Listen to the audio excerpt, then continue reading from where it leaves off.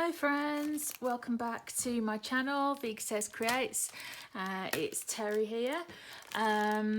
So today I felt like doing some crafting, but I wasn't quite sure what I wanted to do. And we do shopping for our elderly neighbour when we get our shopping delivered. And I was just having a chat with her, and she said, "Oh, do you make baby cards?" And I thought, okay, I've made one baby card before, but never actually for a commission. But I thought, yeah, let's just give it a go. I was like, well, I haven't, but yeah, I'm happy to give it a go. And a friend of hers is having twin girls imminently. So I thought, wow, this is a perfect opportunity to test out some of my new dyes and to use some of my pretty papers. So I received this die in a recent Tonic mystery bundle saying baby girl, and I sort of thought, oh, I'm not going to end up getting any use out of that because I don't really make baby cards. Little did I know. So it says baby girl, and obviously there's two of them, so I was thinking, is there any way that I could get an S on there, or could I just print, like stamp an S next to it?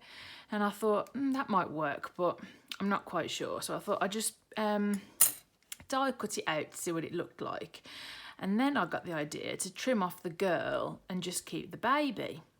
Because I'm sure I've got stamps. Well, I've got individual stamps that make letters, so I can make girls. And I've got dies that are letters, which I could make girls. And I'm sure I've got things like welcome and hey and stuff like that. So I'm thinking, hey baby girls, something like that. So I trimmed off the girl, and that leaves a really pretty scripty baby, which is a nice size. It's about an inch and a half tall, something like that. And I was also looking through my card stocks and just picked out a few. Now, I'm not really particularly a one for stereotypes, but I am really gravitating more towards pink in my cards just recently. I think because I love purple and green so much.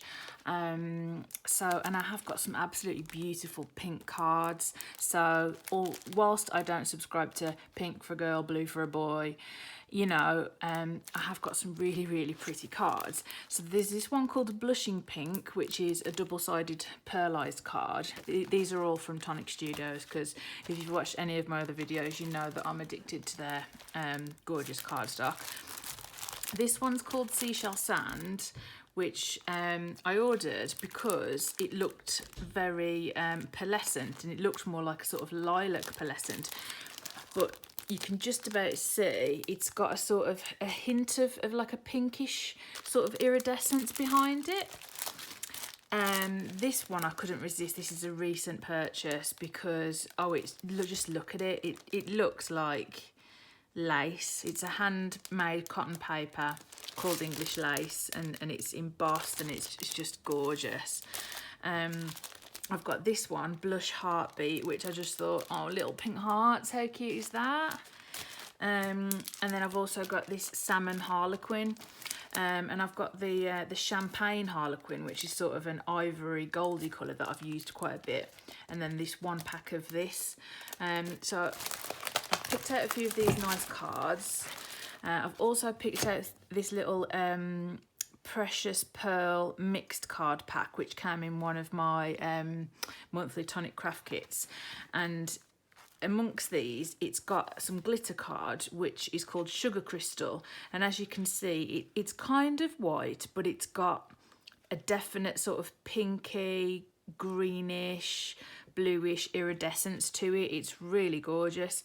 So I'm kind of thinking that I might cut 2 layers of the baby in white cardstock, and then one in that glitter cardstock, and layer that up. And then also I was looking through my stencils, and I found again another one of my new stencil packs, which I showed you in a recent haul video, which I'll put a link up here now to that haul video. But yeah, so I've got these layering stencils, which are all in hearts. Well, 2 layers of hearts, and this one is sweet, happy, hugs forever, heart, love, sweet, happy. so again, I could sort of build up like a background using 1, 2 or 3 of these. I kind of like the fact that this one has got a big space in the middle, because I'm thinking that that baby could go in the middle of the big heart. So I'll show you what I mean. So this is sort of an insight into like my creative process, really, as to how I go about making things. I just sort of like get things together that I think might work and then just have a play. So yeah, look at that. So like baby fits perfectly in the middle of that, and then obviously the previous the second stencil underneath has got that gorgeous, those falling hearts. So I could either stencil, or I could use this behind it, or I could use that behind it. I'm not quite sure. There's a number of options, and I've got a number of heart die cuts as well, but I really like the idea of hearts and something like Hey Baby Girls or Welcome Baby Girls, something like that.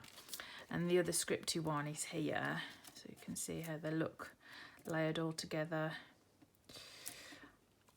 I think this is really pretty the way with the words, but I'm not sure for this card. I think it'd be a bit overkill, but I'm liking the look of these two, the sort of tumbling hearts, and then this main heart panel.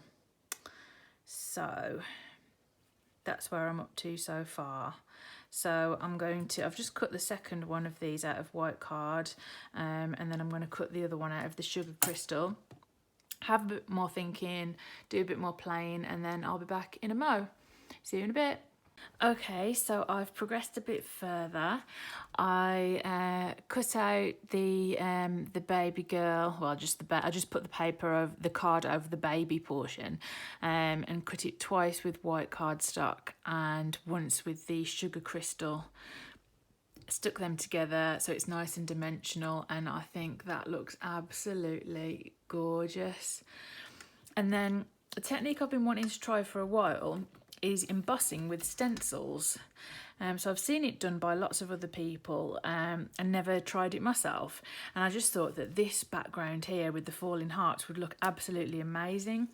So I tried it on this blushing pink pearlescent tonic cardstock.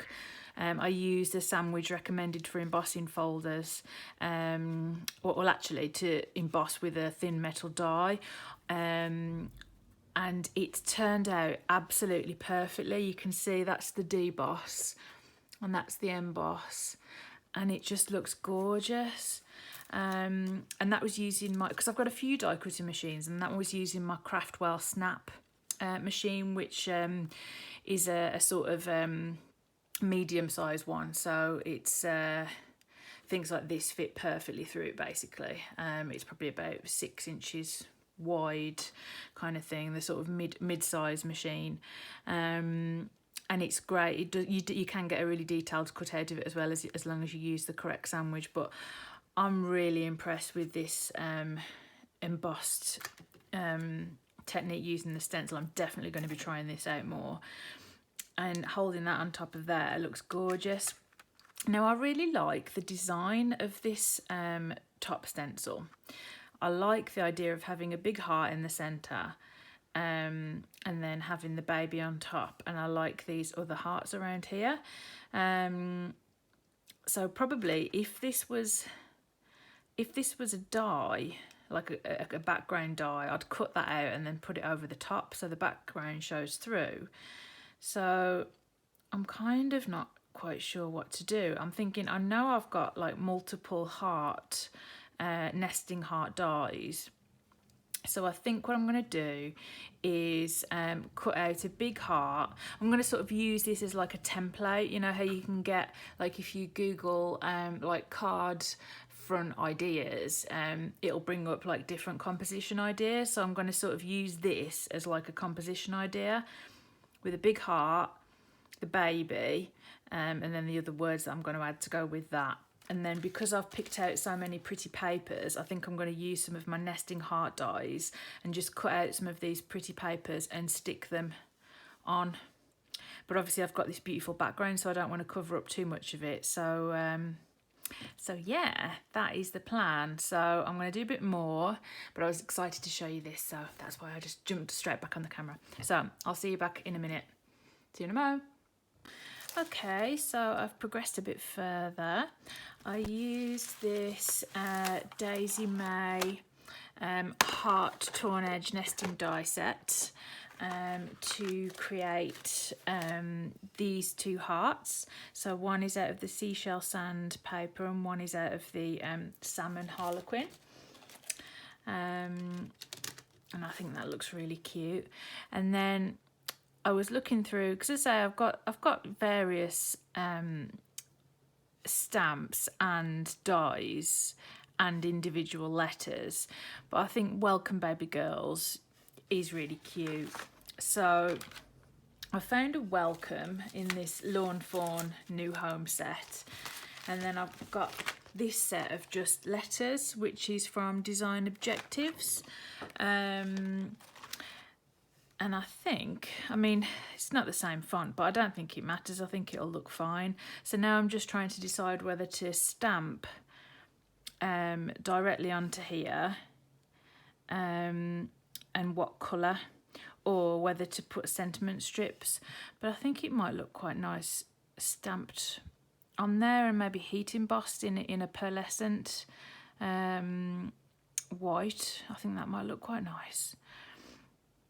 So, but yeah, that's sort of where I'm up to at the moment. This card panel is 5x7, and the stencil pretty much goes up to the edge. So I think I'm gonna very slightly trim off the edges and mount that onto a 5x7 card once I've finished doing all these bits and pieces. And like I said, I was sort of using this as a template.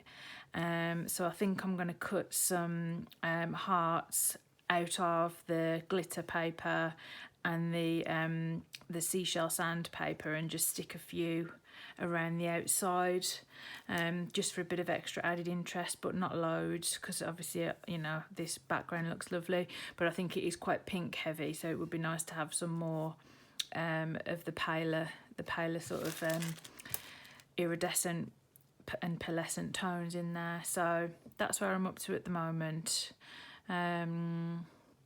So this is pearlescent and it's embossed, so I don't know how well it would take the heat embossing, but you know, I've got enough of this paper, so if it goes wonky, that's fine. And I could actually just stick a sentiment strip over it, but I think it might be nice just sort of right onto there. Yeah, so that's what I'm going to do, and I'll see you again in a mo.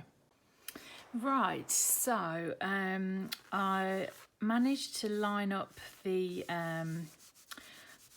stamps that I just found. It was quite tricky to line up the individual letter ones, because I don't know if you've ever tried to do that, but trying to get them straight, it was quite tricky, but I did manage it, so that's okay. And then I was wondering what colour to go for, but I think I'm going to go for this trusty Stampendous white, detail white embossing powder, because I've used this loads of times before. It's really bright white and it's ultra fine, so it should give a really nice effect. So I've just used my anti-static powder tool, as you saw. That's always really, really important if you're heat embossing anything. And you know, to use obviously a decent quality sticky ink. You can also obviously heat emboss, well not obviously, you can also heat emboss sentiments using pigment ink. So like if I had a white pigment ink, I could use that and then stamp it and then heat emboss using clear. But I do like this white Stampendous one, so fingers crossed for me guys that this is gonna go well. So I'm just going to show you this bit, because I say if you haven't tried heat embossing, you haven't used it before, done it before, you know, I always keep a bit of paper for each colour one that I use, and I write on there which one it is. So I'll cover this.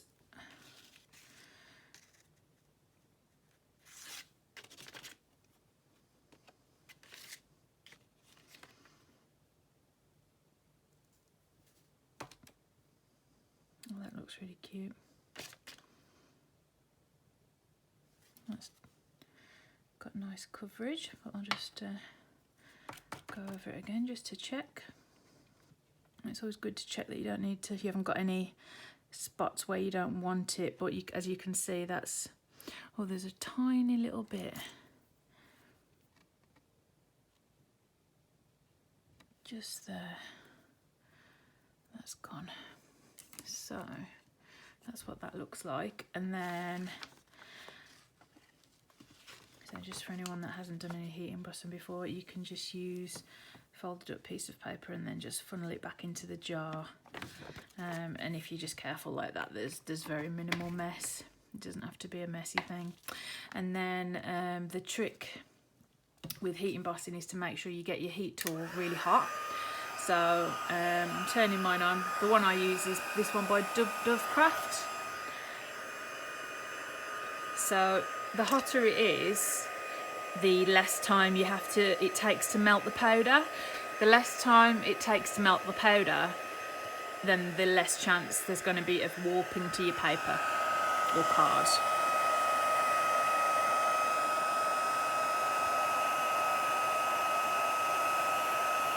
As you can see, that's turned quite quickly.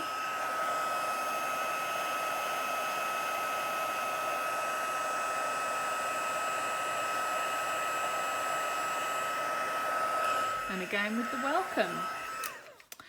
So that was really quick, and I think that looks quite good. The S isn't perfect, but I think that's good enough.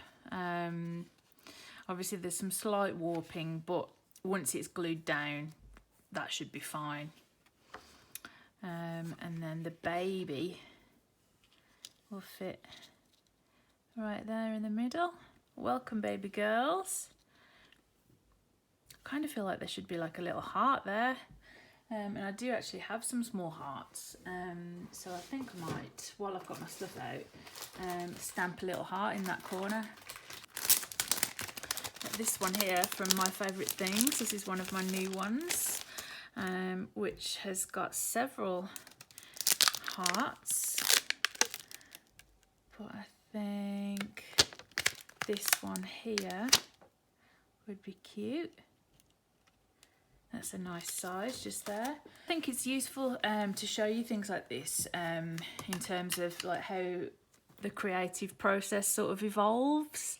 You know, like I find that I normally have like an idea of what I'm going to do, but it tends to evolve over time. Do you find that, or do you plan things perfectly, or are you so new that you don't know yet? I would be interested to know. So put that on there. Always remember to use the anti-static powder bag. I do tend to go a bit overboard with the Versamark, but you know, it's because I don't want to have to run the risk of having to do it again.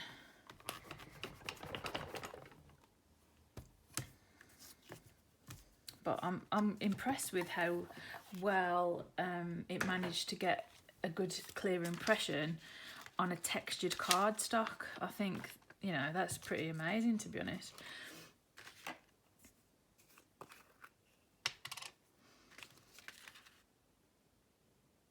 I need a little bit for this small heart. Yeah, that's nice. And I'll just use a brush. I can see a slight bit of excess powder. That might be from the anti-static powder bag though. So put that to one side for a second, and then put this teeny bit away. And there we go, that should be it for the heat embossing. So again,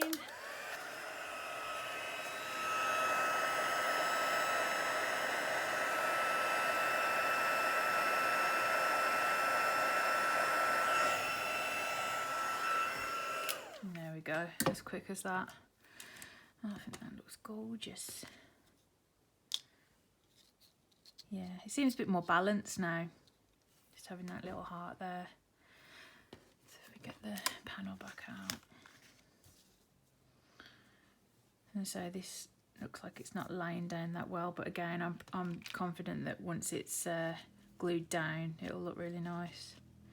Welcome, baby girls. Ooh, little sequin from a project the other day. I think that looks really cute. And so yeah, I'm going to use some, I've got quite a few different heart nesting dies, this being one of them, but I'm just going to get some like teeny, like quite small, or like a few different sizes, and use like the glitter card and this card, I think, to just put a few hearts here and there. So I shall be back in a moment with the finished card. Well, okay, so here we are, almost finished. I used the stencil as a guide to plan out my card. I cut out some, there's just two different types of hearts. There's this small one and then the even smaller one, both from the Daisy May, the same collection that I did those with. This small one's got the torn edges and the stitching, and the bigger one's just plain. So I've scattered those around a bit, which I think gives it a bit more balance, so it's not like pink overload. And I think this salmon pink and this, I think it's called pink blush, work really well together. So then all that is left to do is to glue on the baby, which will go about here at a slight jaunty angle, I think. I'm really pleased with how this card has come together. As I said, when my neighbour sort of said, "Oh, do you make baby cards?" I thought, no, I don't. It's not really a thing that I do. But it turns out I can make a half decent baby card, guys. So I've really actually enjoyed the process of doing a commission, you know, doing something toward, I say commission, it's like, you know, it's my 80-year-old neighbour, I'm not going to charge her any money. I don't charge anyone any money for cards. I normally just give her some out of my stash, but obviously, you know, this is quite specific, it's for twin baby girls, so obviously I didn't have anything in my stash that was appropriate for that. But, you know, I think this is something nice that I can do that will help my friend and neighbour. She can't get out, you know, there's, you know, it's something nice that I can do for my community. You know, and it's a way of sharing joy and happiness. And, you know, if I were to receive this card, even though I'm not a particularly pink and fluffy kind of girl, I'd be pretty chuffed to receive that, to be honest. Look at the sparkle on that. This sugar crystal card from Tonic. I say all of these cardstocks are from Tonic, but it's really beautiful. It's got a very, I say it's meant to be white, and at first I thought, gosh, that's really pink, but it's got elements of green in there. It's really, really stunning. It's really beautiful.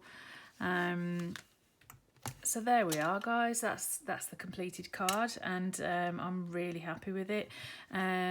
I think what I'm going to do is just have a look through my stamps and then find something for a sentiment here, and then put one of my handmade with love sentiment stamps on the back, which I like to do with all my cards, and then that is done. So thank you for spending this time with me today. If you're a new watcher and have just stumbled upon my videos, this is the kind of stuff that you can expect to see from me.